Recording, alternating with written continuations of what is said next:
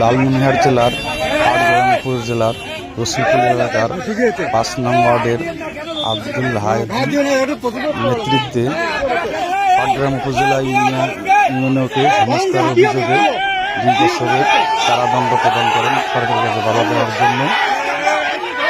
এ সময় উপস্থিত জনতা ও ইউনিয়নের সাথে বাক বিতণ্ডা হয় এবং পরে পুলিশ এসে হাদীকে গ্রেপ্তার করলে ইউনো ২ বছরের সাজা প্রদান করেন।